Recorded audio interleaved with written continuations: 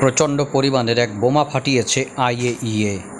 আন্তর্জাতিক আণবিক শক্তি সংস্থার এই বোমা এমন সময় এলো যখন বন্ধুরা প্যালেস্টাইন এবং ইসরায়েল যুদ্ধ নিয়ে আমেরিকা এবং ইসরায়েল ব্যস্ত রয়েছে। আন্তর্জাতিক আণবিক শক্তি সংস্থা তার এই প্রতিবেদনের মাধ্যমে বলেছে ইরান যে কোনো সময় পারমাণবিক অস্ত্র নির্মাণ করতে সক্ষম এবং তারা কয়েকটি হিসাব দেখিয়েছে। বন্ধুরা, এখন বক্তব্য হলো আন্তর্জাতিক আণবিক শক্তি সংস্থার এই বক্তব্যের সাথে কি আপনি একমত? আর এই বক্তব্য বা তথ্য প্রমাণের উপর ভিত্তি করে ভবিষ্যতে আমেরিকা বা ইসরায়েল কি ইরানে হামলা চালানোর অজুহাত খুঁজবে? বন্ধুরা, সময় খুবই কম। দ্রুততম সময়ের মধ্যে যদি ইরানের এই অগ্রগতি থামানো না যায় তাহলে মধ্যপ্রাচ্যে আরেকটি পারমাণবিক শক্তিধর দেশ হিসেবে ইরানের নাম লেখানো হতে যাচ্ছে। ইসরায়েলের পর মধ্যপ্রাচ্যের অন্যতম পারমাণবিক শক্তিধর দেশ হিসেবে আত্মপ্রকাশ করবে ইরান। গত কিছুদিন আগে এক প্রতিবেদনে প্রকাশ করা হয়েছে যে সকল দেশ প্রথম পর্যায়ে তার পারমাণবিক অস্ত্র নির্মাণ করেছে তাদের মধ্যে ইরান হচ্ছে সবচেয়ে বেশি পরিমাণ ইনরিচড ইউরেনিয়ামের ধারণকারী একটি দেশ। অর্থাৎ এখনও পর্যন্ত সর্বশেষ যে কয়েকটি দেশ তার পারমাণবিক অস্ত্র নির্মাণ করেছে তাদের মধ্যে ইরানই হলো একমাত্র দেশ যে পারমাণবিক অস্ত্র নির্মাণের প্রাক পর্যায়ে বা পূর্ব পর্যায়ে বা ইমিডিয়েট পূর্ব পর্যায়ে তাদের কাছে সর্বোচ্চ পরিমাণ শোধনকৃত ইউরেনিয়াম মজুত রয়েছে। তাদের কাছে এখনও পর্যন্ত যে পরিমাণ ইউরেনিয়াম মজুত রয়েছে আন্তর্জাতিক আণবিক শক্তি সংস্থার তথ্য মতে সেটি দিয়ে তৎক্ষণাৎ 13টি বোমা নির্মাণ করা সম্ভব। ইনস্ট্যান্টলি তাদের কাছে যে পরিমাণ 60% পর্যন্ত ইউরেনিয়াম মজুত রয়েছে সেটি দিয়ে 3 থেকে 4টি বোমা নির্মাণ করা সম্ভব।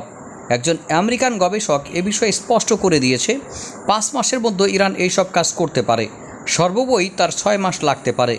আর এগুলো একটি ডিভাইসের মাধ্যমে বিস্ফোরণ ঘটাতে তাদের আর সর্বোচ্চ 5-6 মাস লাগতে পারে। অর্থাৎ 1 বছরের মধ্যে ইরান তার সর্বোচ্চ কাঙ্ক্ষিত পর্যায়ে পৌঁছে যাবে। তিনি আরও একটি মন্তব্য করেছেন, আর তা হলো যদি কোনো দেশ 20% পর্যন্ত ইউরেনিয়াম তৎক্ষণাৎ সমৃদ্ধ করতে সক্ষম হয় তাহলে ধরে নিতে হবে সে অনেক কিছু ঘটিয়ে ফেলেছে। আর ইরানের বর্তমান সক্ষমতা হচ্ছে 63%-এর উপরে। সুতরাং ইরান ইচ্ছা করলে তারা মর্জি মাফিক 90%+ সমৃদ্ধ ইউরেনিয়াম উৎপাদন করতে পারে। এখন ইরানের উপর নির্ভর করছে যে তারা কত দ্রুত একটি পারমাণবিক বোমা নির্মাণ করবে এবং পশ্চিমা বিশ্বকে সেটি ফাটিয়ে দেখাবে। যদি পশ্চিমা বিশ্ব অতিমাত্রায় বাড়াবাড়ি করে তাহলে তাদেরকে সাইজ করার জন্য ইরানের পারমাণবিক পরীক্ষা হতে পারে এক চরম রকমের সাপের মুখে গাছড়া। মধ্যপ্রাচ্যে যে সন্ত্রাসী কর্মকাণ্ড করছে একটি দখলদার দেশ, তারাই সেই সন্ত্রাসী কর্মকাণ্ডের বিরোধিতা করে এবং একটি ব্যালেন্সিং প্রতিষ্ঠা করার জন্য ইরানের পারমাণবিক অস্ত্রের কোনো বিকল্প নাই। আর এ কারণেই মধ্যপ্রাচ্যের শক্তির ভারসাম্য স্থাপন করার জন্য ইরান মূলত টার্গেট করেছে পশ্চিমা এবং বর্তমান মধ্যপ্রাচ্যের দখলদার শক্তিগুলোকে, যেন ইরান দ্রুততম সময়ের মধ্যে এই সকল শক্তির একটি ব্যালেন্সিং অবস্থা তৈরি করতে পারে। আমরা আশা করি, সমগ্র মুসলিম বিশ্ব আশা করে ইরান যেন একটি পারমাণবিক অস্ত্র নির্মাণের মাধ্যমে সারা বিশ্বকে দেখিয়ে দেয় যে মুসলিমরা এখন আর পিছিয়ে নেই। বন্ধুরা, একটি নয়, ইরানের উচিত যতদূর পর্যন্ত তাদের হাত রয়েছে ততদূর পর্যন্ত প্রাথমিক পর্যায়ে মাল্টিপল বা কয়েকটি পারমাণবিক অস্ত্র বা ওয়ারহেড নির্মাণ করা। অর্থাৎ যার মাধ্যমে একটি দুটি হলে সেটি রিস্ক থেকে যায়, পশ্চিমা গোষ্ঠী আক্রমণের মাধ্যমে সেটিকে ধ্বংস করে দেওয়ার একটি সম্ভাবনা তৈরি করতে পারে। সুতরাং তাদের উচিত হবে যত দ্রুত সম্ভব, যতগুলো সম্ভব একটি পারমাণবিক অস্ত্রের সম্ভার নিয়ে বিশ্বের বুকে হাজির হওয়া, যে ইরান একটি পারমাণবিক শক্তিধর দেশ হিসেবে বিশ্বের বুকে নিজের অবস্থান এমনভাবে গেড়েছে যেন পশ্চিমা শক্তি, ইহুদিবাদী শক্তি ইচ্ছা করলেই তাকে এখান থেকে তাড়িয়ে দিতে পারবে না। আর সর্বোপরি ইরানের পারমাণবিক এবং সামরিক নিরাপত্তার ক্ষেত্রে আর কোনো আপোষ করা চলবে না। বন্ধুরা, একটা ব্যাপার আপনাদের বলে রাখি, প্রথম দেশ হিসেবে মধ্যপ্রাচ্য থেকে ইরান যখন ইসরায়েলের অভ্যন্তরে মিসাইল হামলা পরিচালনা করে তখন থেকেই আমেরিকা এবং ইসরায়েলের একটি গোপন এজেন্ডা ছিল ইরানের শীর্ষস্থানীয় সামরিক এবং বেসামরিক ব্যক্তিবর্গের যে কোনোভাবে জীবন নেওয়া সম্ভবত। তারই কোনো ষড়যন্ত্রের অংশ হিসেবে ইব্রাহিম রাইসির হেলিকপ্টার কি ধ্বংস হতে পারে? মাঝে মাঝে আমার এমনই মনে হয় যে প্রতিদ্বন্দ্বী হিসেবে ইব্রাহিম রাইসি কি এতটাই কঠিন হয়ে উঠেছিল মধ্যপ্রাচ্যের যে তাকে মোকাবেলা করতে না পেরে সরিয়ে দেওয়া হলো? সময় বলে দেবে আসলে এখানে কি কোনো দুর্ঘটনা নাকি ষড়যন্ত্র তত্ত্ব, সেই দুইটির মধ্যে কোনটিকে আপনি বেছে নেবেন? বন্ধুরা, আপনার গুরুত্বপূর্ণ মতামত অবশ্যই জানাতে পারবেন। তবে আমেরিকা এবং ইসরায়েলের জন্য মরার উপর খাড়ারগা হয়ে আসছে তৎকালীন ইরানের প্রেসিডেন্ট আহমেদ নেজাদ। আপনারা জানবেন তিনি ছিলেন চরম পশ্চিমা কট্টরপন্থী একজন ইরানি প্রেসিডেন্ট বা শাসক। তার আমলে অনেক কিছু মৌলিক এবং ভৌত পরিবর্তনের মাধ্যমে ইরান বিশ্বের বুকে নিজেকে এমনভাবে দাঁড় করিয়েছে, এখন আর ইচ্ছা করলেই ইরানকে আপনি ধাক্কা দিয়ে সরিয়ে দিতে পারবেন না। সুতরাং পরিস্থিতির প্রয়োজনে আপনাকে এমন হতে হবে এবং সেটি যেন আপনি খাপ খাইয়ে নিতে পারেন। পশ্চিমা গোষ্ঠী হয়তো সৌদি আরব, সংযুক্ত আরব আমিরাতকে পারমাণবিক অস্ত্রের লোভ দিয়ে মোলা ঝোলাই রাইখে দেছে, কিন্তু এই মোলা ঝোলানোর ব্যাপারটি মধ্যপ্রাচ্যের কোনো দেশকেই সঠিকভাবে সঠিক জায়গায় আনেনি। ইরাককে চিরতরে হাতে রাখার জন্য সেখানে সৈন্য প্রত্যাহার না করে মোতায়েন করেছে। অন্য দেশগুলোকে এশিয়াতে সৈন্য প্রত্যাহার না করে মূলত এমন কিছু ইন্ডিকেটর বেঁধে দেওয়ার চেষ্টা করা হচ্ছে যার মাধ্যমে আমেরিকার বিরুদ্ধে কেউ কিছু বলতে না পারে। বন্ধুরা, এই সকল লবিংকে তারা মানবাধিকারের বিরুদ্ধে ব্যবহার করতে তো কোনো দ্বিধাবোধ করে না। এখন পশ্চিমাদের প্রতিক্রিয়া কি হয় আমি অধীর আগ্রহে সেটি দেখার জন্য অপেক্ষা করছি। পশ্চিমারা বিভিন্ন সময় ইসরায়েলের পারমাণবিক প্রজেক্টকে সমর্থন দিলেও ইসরায়েলের হাতে পারমাণবিক অস্ত্র আছে এটি স্বীকার বা অস্বীকার কিছুই করে না।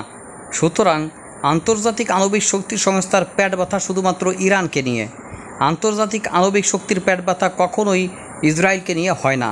কেন হয় না, কী কারণে হয় না, এর সঠিক কি জবাব আছে?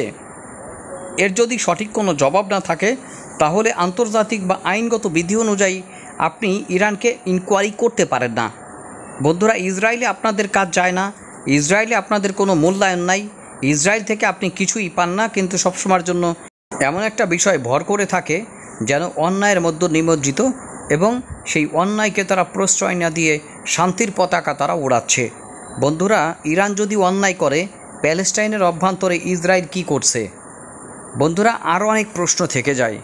প্যালেস্টাইনই মূলত এমন কিছু এখন পরিবর্তনের ক্ষেত্রে গুরুত্বপূর্ণ এজেন্ডা হিসেবে কাজ করবে যে ইরানের সার্বভৌম নিরাপত্তা যদি এখানে ভুলণ্ঠিত হয়, ইরান আর একদিনও দেরি করবে না।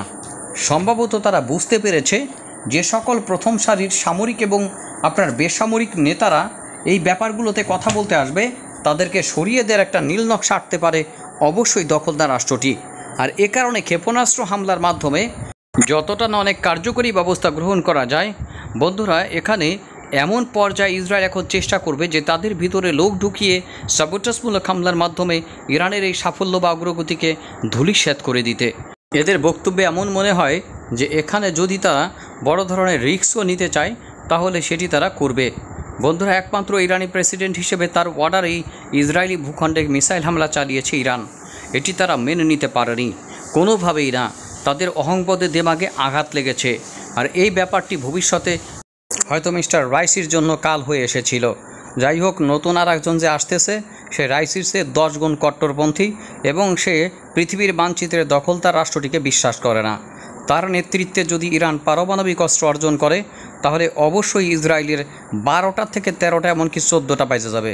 মোহাম্মদ রাইসি যতটা নরম ছিলেন তার চেয়ে কয়েক গুণ বেশি গরম আহমেদ নেজাদ, এবং এ ব্যাপারে সে ইরানের স্বাধীনতা, সার্বভৌমত্ব এবং অবশ্যই ইরানের আভিজাত্যকে কোনোদিন অস্বীকার করবে না বা ছোটো হতে দিবে না।